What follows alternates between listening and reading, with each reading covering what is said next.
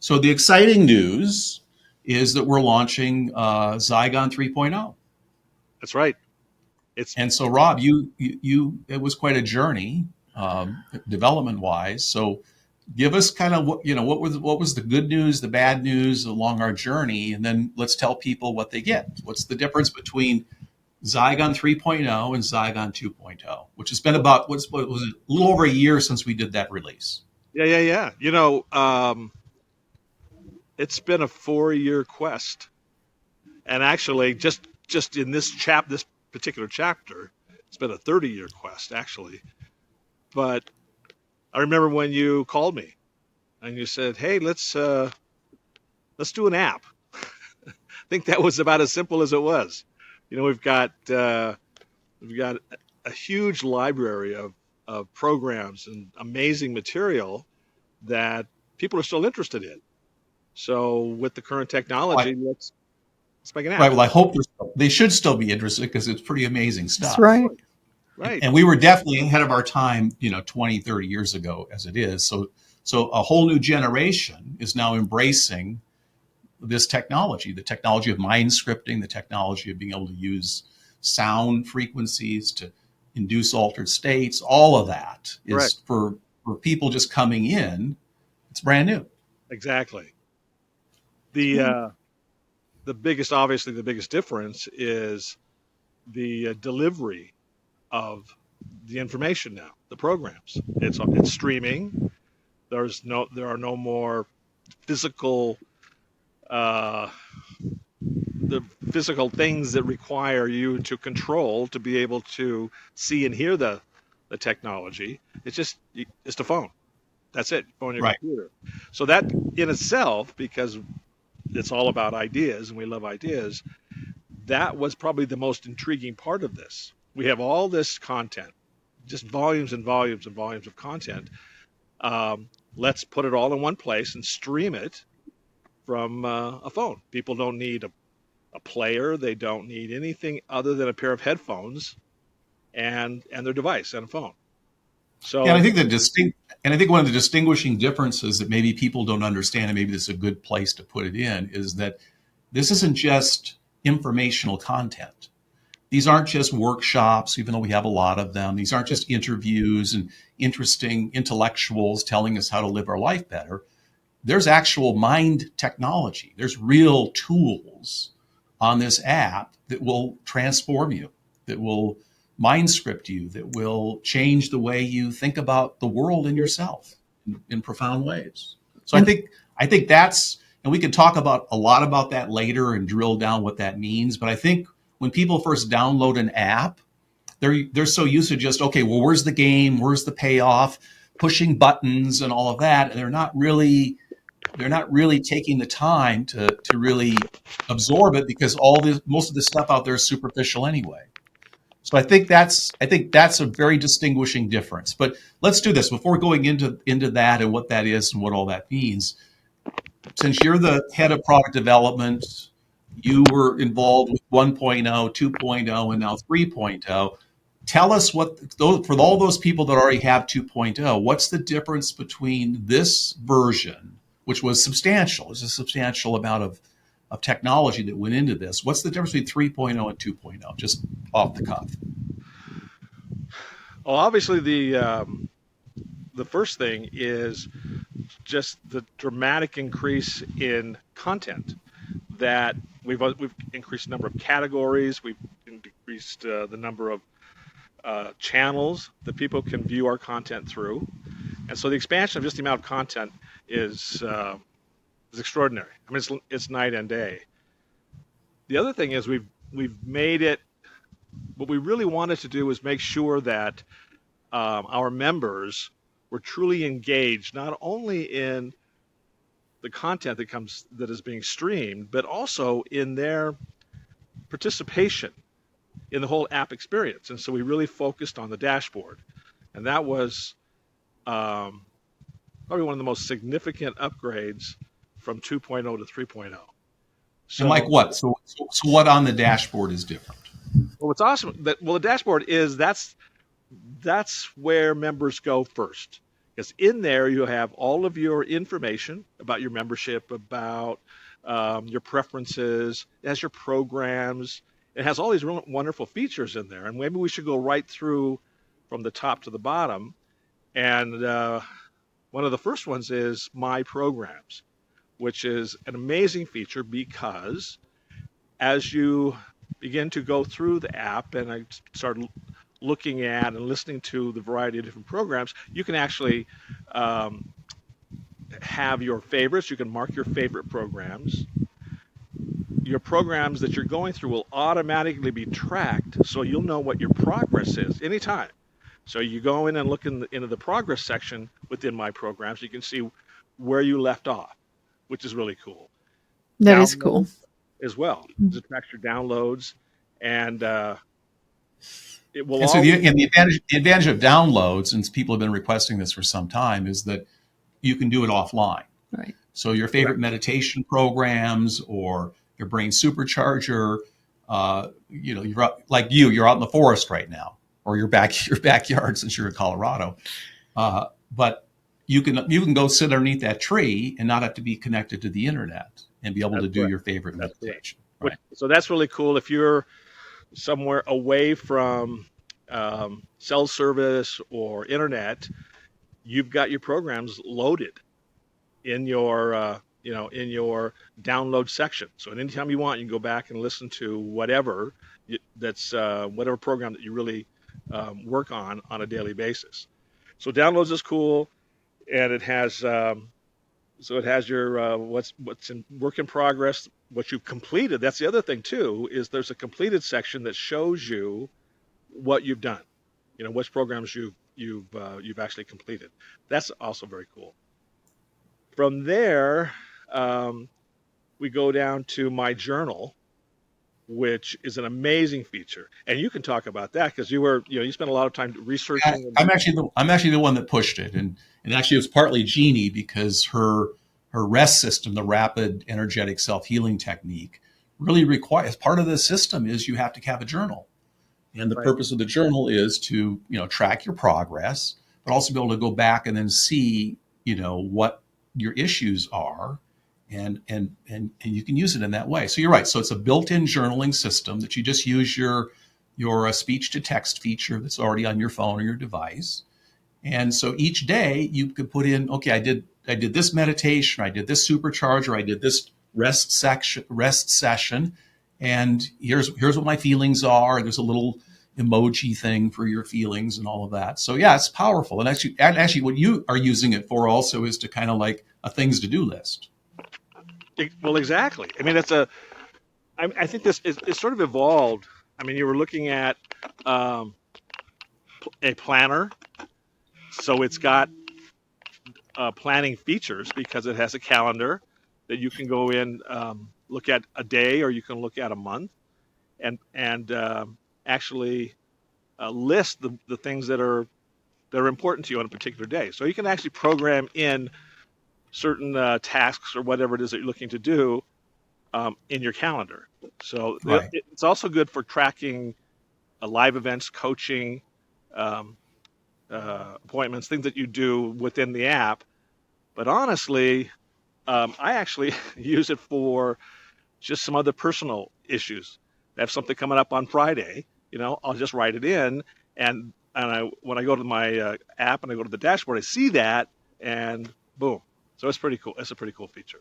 Got it. And I think you just touch on the idea of coaching, and we haven't really done much of that of late, but that's kind of what 3.0 was also designed to do. So there's more interactivity, and we'll be able to not only live stream our mastermind coaching events, but also we'll be able to send somebody a personal message about their particular coaching session, should they want to be involved in that. So we're in Sedona, Arizona.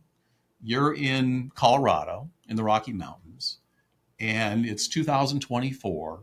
Go back in time now to 1989, 1990. We couldn't have done any of this stuff. Talk about even delivering, information or these mind tools via an app. We had 4 office buildings. We had 200 plus employees Right. come to work every day, and we're publishing stuff the old-fashioned way: printing presses, cassette tapes, and shipping these kinds of materials out still all over the world, but much more limited in this sense. So literally, we can have a student or one of the users of these programs in Pakistan or in the UK or Right. anywhere in the world, and they can an instant delivery to it. And I think that now the younger generation, the millennials and Gen Xers and all of that, that's a that's a nothing. They get it because they grew up in it. We didn't. Right. And so I'm still in a state of constant amazement that we can actually access and touch the lives of potentially billions of people. It's very I exciting. was thinking about this the other day, about what was required for us to research and develop our programs. And it was books, libraries, bookstores, uh, and from that we would then um, actually have conversations with authors, philosophers, um, people that we wanted to work with and help develop our programs. And I realized that doing that, and so there was effort that was put into wanting to know something about a topic or a subject or whatever it is we were doing. That effort, it always seemed that what we what we derived from that energy that we put out into our research um, seemed more significant, seemed more valuable. Maybe that's the word. As opposed to, if you need information now, you just go to Google, you just put in your search terms, and boom, pops up all of these sources for that information. There's very little effort put into looking things up. And a lot of times what you find are snippets, just paragraphs, maybe a 60-second video, just little pieces of information that are just enough to give you, I guess, the answers that you're looking for. So I think that the way we developed all of our programs and the research that went into it, how we actually did it, um, I think that goes to the quality of the programs that were developed. And the reality is we continue to do that today. I mean, there's just the processes that we use to um, focus on the topics and pull out of that ways in which we can deliver it in a very meaningful way. I think is what makes us really unique. And I Yeah, think but you know what the challenge. You know what the challenge is, though. The challenge is that people's attention spans are much less than they were 30 years ago. And even then, it was somewhat of a challenge to get their attention to actually.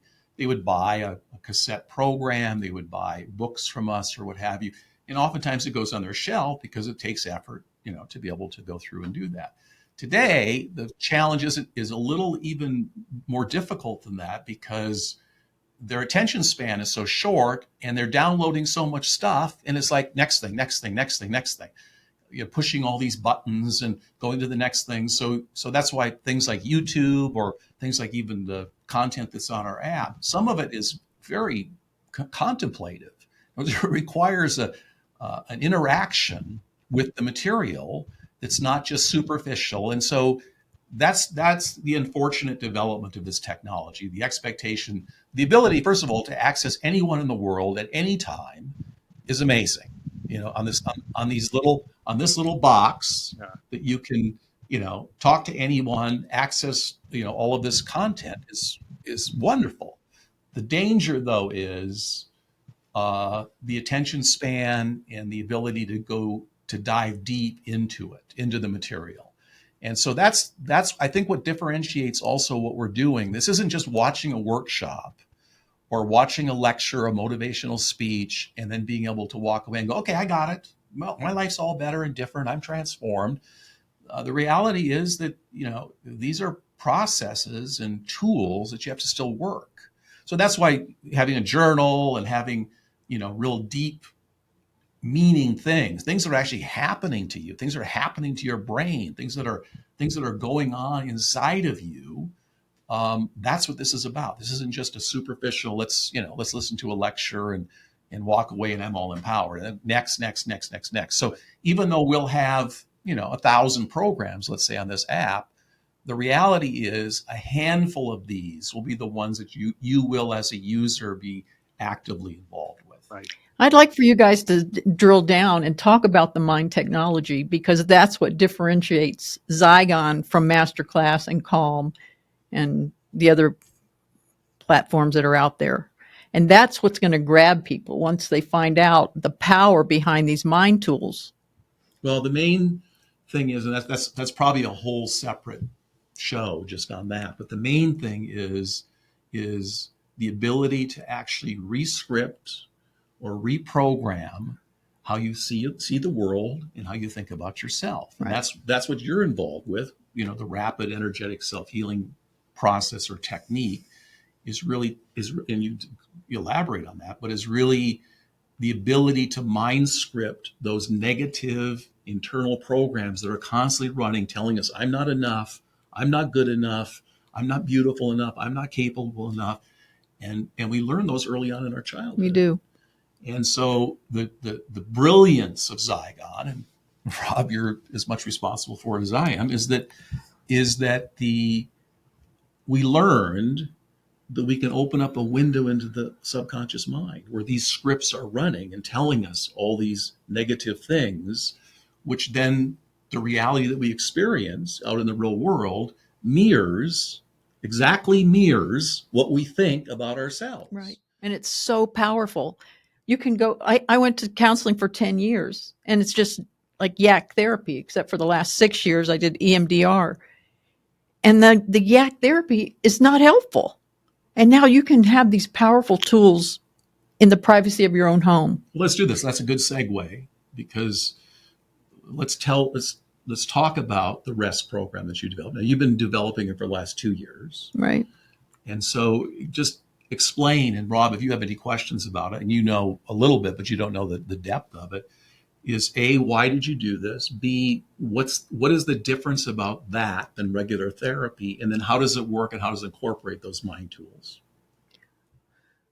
Well, I was motivated to do it after being raised in a severely dysfunctional, abusive family, being told that I was stupid from age 4 on up. And so when I got to be 20, I just made my mind up. I am not going to live like this. I am not going to live feeling stupid. But guess what? I did, because I got married and I lived in a loveless marriage for 30 years. I worked in the operating room for 38 years. And these surgeons they have a big ego. And so I felt put down. I felt loved less than. And finally, I was forced out of my beloved profession, thankfully, because I met you, the love of my life, my beloved. And I had done EMDR for 6 years, like I said, and there was something missing. There was just something. It helped me a lot, but there was still something missing. And when I finished, what? Can you explain DMBR? No, EMDR. I'm sorry. It's you want to step on that? Okay. What it's doing is it's wrecking that. Okay. EMDR is eye movement desensitization and reprocessing. And so it's just a therapy where they use a light bar, or the therapist will use their fingers and go back and forth, and you follow it with your eyes for like 30 seconds. And then that's it. Methodology. Yes, it is. Therapy. And so I would go in with something that I wanted to reprogram, like I think I'm stupid, or my dad whipping me or something on a regular basis, just something that was traumatic, unresolved traumatic experience or anyway. So I would go in and she would do this. But then after I finished, after 6 years, I said, I think I'm done with this. And I think that this is another segue point to talk about our future, and where Zygon is going. So just a real quick thing, and I don't know if people really realize this. When I first started Zygon back in 1986, to me then I was blown away by some of my personal experiences, and I've written about them. The goal was evolution of consciousness, my consciousness, the consciousness of other people. And then I realized as I kind of was developing Zygon, and you came on board right around then, and is that you can't really have that big idea or this idea that somehow we're going to change the world if people are broken. That's right. If people are sick, if they are, like as she just described, traumatized, if they have to get over, because a lot of people in our society right now, it's always about, if I just lose weight, if I just made more money, right. if I could just be prettier, I'd be happy. And it's just not true. It's everybody that gets those things it goes, wait a second here. I thought there was going to be a brass band. I'm beautiful now. I'm successful. I have money in the bank. I'm not any happier. That is so true. And I'd led my whole life being a poser. Big smile on my face. Nobody knew that I was miserable inside. And now I'm not, because of the EMDR and the rest program. And I have purpose. I have a love of my life. I'm no longer a poser. What you see is what you get with me now. Right. And so that's, I think, the direction that we're heading differently today. And it's not just 3.0, it's really the Zygon quest, so to speak, is that if a person's broken and they don't see the magnificence that's within them, how are they going to realize their full potential as a human being if they can't get over the ability to have enough income to be comfortable, to be able to understand what their purpose is in life, what they should be doing, where they should be putting their time, and what have you. So it's really mental health. It's really the shift in our focus from this idea of just evolution of consciousness and mind technology and let's create superhumans. And that was kind of what my original goal was. I think we can actually create human beings that can operate like Zen monks and do superhuman things. Is that if you're broken, you can't cross that barrier really right away. So the difference is, and not only Jeanne's work, but also the development process of our schools. And we just launched Zygon Academy, and so we're going to have courses and be working toward how are we going to make people happier? Right. How are we going to make people happier by giving them the resources they need so they can check all those boxes: the success box, the relationship box, the health box. So those are kind of the three main boxes. Strikes me about the conversation, and then also thinking about how this all started 30 plus years ago, and when we restarted 4 years ago, maybe almost 5 years ago, we had lived our lives. You and I, Jeanne, we had all of that time from when it started to basically now to gain more experiences and more wisdom and more clarification, I think, in our perspectives about what's important, really, really what's important to every single person on the planet. So going back for a moment to looking at what I have always felt was unique about Zygon was we took this very sort of macro approach to delivering information. We didn't discount anything. We didn't rule anything out. We looked at audio. We looked at texts and workbooks. We looked at video. We looked at every way we could to enhance getting that message out to people. And I think we continue to do that. But now getting back to where we are right now, as we've gained all this life experience and and I'm assuming we have more wisdom, we've also tended to clarify and simplify this whole idea of what's important.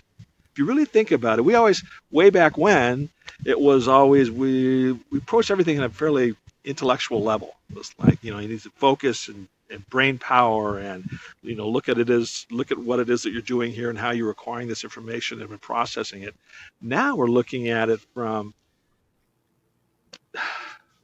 remember in the Billy Crystal movie, it's the one thing. Think about the one thing that's important to you. That was City Slickers. City Slickers. The one thing. And that's kind of where we are now. It's like if you don't have if you haven't figured out that one thing, what is it that really turns you on, that really is important to you? Where's that priority? It's almost as if you're just sort of treading water, flailing about. And that's one of the things that we focus on a lot. And you've done it on the daily message. And more of our programming is focused on that. So people that jump into the app, and even free members, they have this opportunity to really be more self-reflective and think about what's important to me, really what's important to me. And when you start doing that, all of a sudden you look at this tremendous variety of different programs that are available on the app, and you may look at, that's important to me. I'm going to focus on my business success, or I'm going to focus on my anxieties. I want to focus on healing certain aspects to me that I know now that I need to have to work on. So I guess that the most significant changes that I've seen in the evolution of the app, I think that's it. I mean, we're really now, even though we have hundreds and hundreds of programs available to people, we really focus on, think about what's important to you. That's the number one priority. You need to do that. And I just listening to Jeanne talk about this aspect of her life and how important it was for her to work on it, that moved her forward.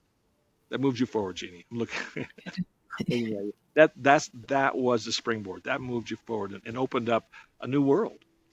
It did. It opened up so many opportunities.